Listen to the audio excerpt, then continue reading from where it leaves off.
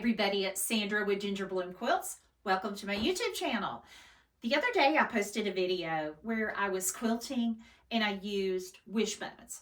And today's video I'm going to give you a close-up view of doing wishbones in more of a tutorial sense. And I'm using contrasting fabric and thread, that way you can see it a lot better. One of the places that I like to use wishbone, as you can see, are half square triangles. Now I'm going to zoom in so you can see this. So when I zoom in on these half square triangles, this is a shoe fly quilt that I made. I love this quilt. I really think it turned out great. So I did the orange peel around with rulers, and then in my half square triangles, just to give it more pop, I did my wishbones. And let me get a little closer there. If you can see the length of those stitches, I have my program on 8 stitches per inch because I don't know why, I just wanted to.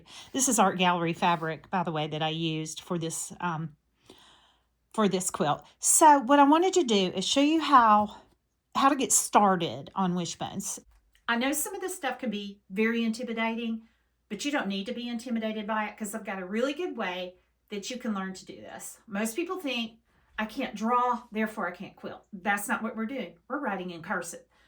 Hopefully that you're somebody that actually learned cursive back in school, but I don't know if you remember, but back in school, we had the cursive writing practice sheets that had the dashed lines on it. And that's what I use in my imagination when I am quilting, because that is what I'm thinking when I'm quilting, is cursive, not drawing. And when I took that approach, I feel like I was a lot more successful with my wishbones. Now, remember, you're not a computer. They're not going to be perfect. You're going to want to pick some out, but I'm telling you, unless it's just horrible, don't pick it out. Or unless you're going to be in a show, don't pick it out. It's cohesive. Because when I showed you that quilt, could you find the one you messed up on? Or the one I messed up on? No, you couldn't find it. So I'm going to take you under the needle and let's get started. Okay, so if you look at my fabric here, I have drawn one of those like cursive practice sheets, because this is kind of how I visualize when I am doing wishbones. So imagine that you are going to make a capital S. Remember when we made capital S's, we came up and we went above the dotted line. Let me see if I can get over here where you can see it. We went above the dotted line and you curved, right? And then you kind of did more curves like this. So the way I do mine is I start off like I'm going to do a cursive S, but I don't do this, right? Look how close I am with a, well, that's not exactly a cursive S, but that's how close you are to making a wishbone, is you're writing in cursive. So instead, I'm going to start in the corner. I'm going to go up. I'm going to do a loop at the top. And instead of doing any of the curves, I'm drawing a straight line down. And then I can curve up, go across the center, and I try to cross the center in about the same place. I do like my cross to try to be the same, but once you get a bunch in a row, you're not going to be able to tell. So just do the best you can, because once you get across, you're not going to be able to tell who does or who doesn't cross the line. So that's what I like about doing this. And it's good to use something like this because you can use this to start off practicing with, and then you zoom out on your own. So I'm going to get started.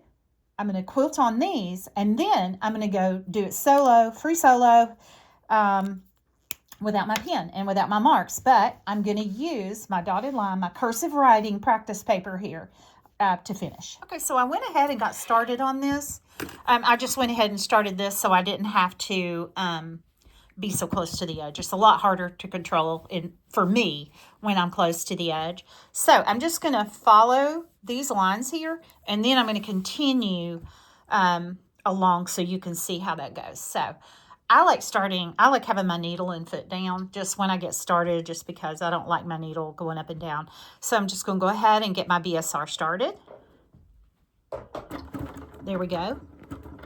And then I'm just gonna go around and follow those lines. I loop and I go straight. And I loop and then I go straight. Oops, I didn't follow that. That's okay. And and then I go straight. Now, I'll go straight. Now, sometimes you can get these closer together when you make that loop and you make a straighter, more steep line. See how I can get these closer together when I make a straighter, more steep line? Or I can be, let me get myself going again. I can make these a longer thing if I want.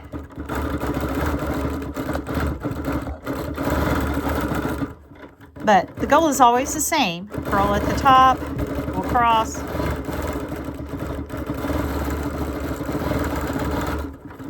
And really, that's all there is to it. And then you just keep going across your practice piece.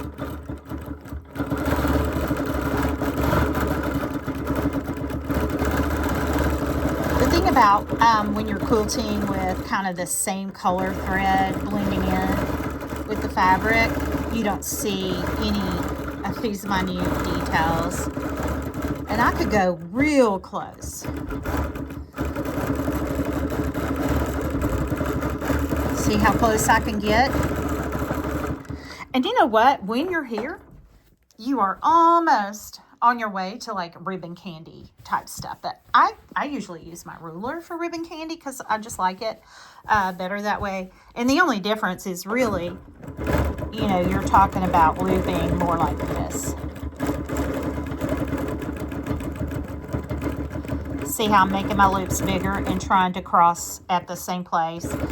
You're kind of doing that more so than you're doing this here. It's basically kind of the same motion. Not real, Look at that. You can make it however you want. That looks more like an S. And I'll be honest, there are times when my loops look more like an S like that instead of a loop like this.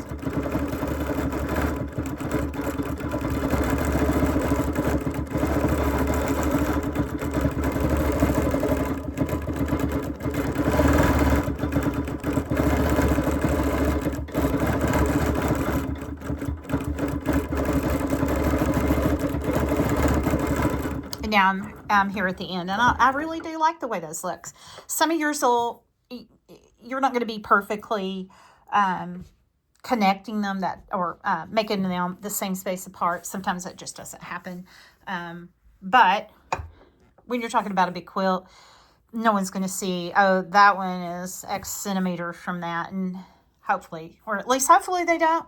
So I'm going to show you something else, and that's going to be in a half square triangle, which is my favorite place to use these. Okay, so now we have a half square triangle that we're going to do, and we're going to do the same concept. We're going to make our sort of cursive S's, but when we do a half square triangle, you're going to be increasing and decreasing size, which is really no big deal.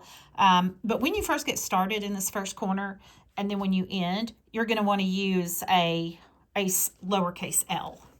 Remember, we are writing, we are not drawing. For those of you who think you're drawing, that's fine too, but I try to just keep the mentality that I'm writing. Not that I got the best grades, but hey, one can try. Okay, so what I'm going to do is just start out with that lowercase l. Just like that. See my lowercase l? Well, you'll see it when I get off of it. And then I'm going to go up and I'm going to hit the line in top or close to it. Sometimes I don't exactly hit the line. I get close like that. And I'm just going to keep going. My goal is to make one of them hit the top center if I can, like this. I try really hard to do that. And sometimes by doing that, you have to make some of them steeper or bigger or whatever, just to do that, just to make sure you're filled in. And I really do try to put the same amount on each side, even though it doesn't always work that way. And then I'm just going to do my lowercase little l. And then I'm at the other corner, right? Oh, darn it. Okay, so I just went along talking and videoing, and my camera was in no man's land. So now let me try this again, because that's what that is.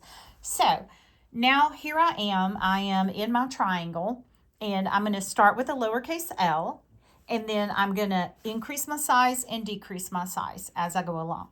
My goal is to try to get the same amount on each side of the middle with one of mine hitting the middle at the top. That's my goal. Doesn't always happen, but sometimes I can do it.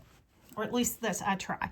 And to do that, I may have to shorten or lengthen or steepen or not my my little lines there. So here we go. Let's give this a try. So I'm just going to make my lowercase l, and then I'm going to come up like I'm going to go into making an S, like I'm cursive writing, and then I'm going to bring my line straight down, then I'm going to curve, and then we'll go up. In this case, I've got these guys pretty close together just for practice purposes, but as you can see, the one next to it, I have them a lot fatter. That's what I was saying. You can do whatever you want. You can make them really close or really far away. See how I got up here? Now I want to hit the middle with that one. And then I want to try and maintain the same spacing so that I can get all of my wishbones in here.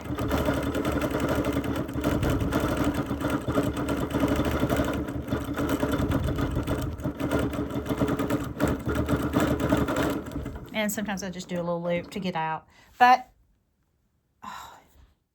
thank you so much for joining my YouTube channel today. Please subscribe for more videos.